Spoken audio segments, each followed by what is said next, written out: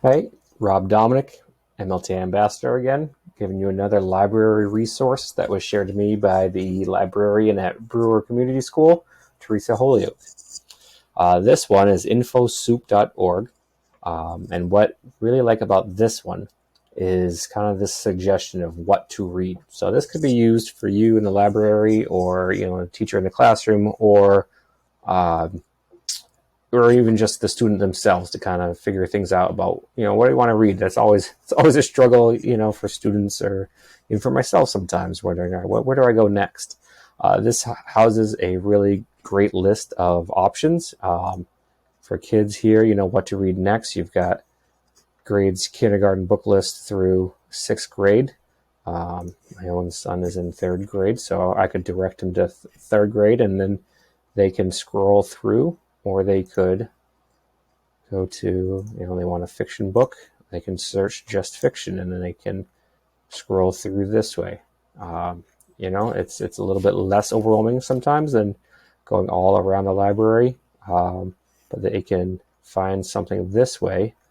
A little bit different search than just what you might have in your own library, with the suggestions and such, which adds a different level to it, which is pretty cool. You've got your award-winning options.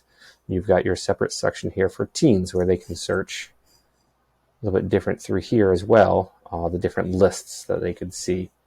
So, you could search mysteries or sports or, any of these, love, heartbreak, right? Any of these options that you could end up clicking through, mysteries and thrillers. Right, so you could find some suggestions for students that way. So again, the age-old question, especially for middle schoolers. I taught middle school for a long time. I don't have anything to read. I don't know what to read next. I can't. Well, you can go on here. You can find something that we'll find, and then either find it in their classroom library if they have one in their ELA classroom, or down to the school library. But yeah, some really, really cool options on here for searching. That's what I like definitely the most out of it. Great categories, pretty in-depth, great suggestions, breaks it down nicely for you.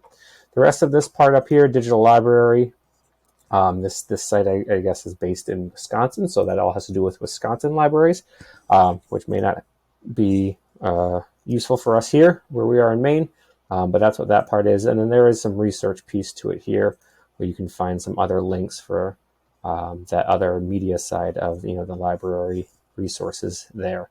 But like I said, primarily what I really like about this one is the what to read suggestions, because that's always needed. I'm always wondering, where do I go next? So students do that as well. I want a book that does this, or I want it like this other one that I read, and this is the place to come for all of that.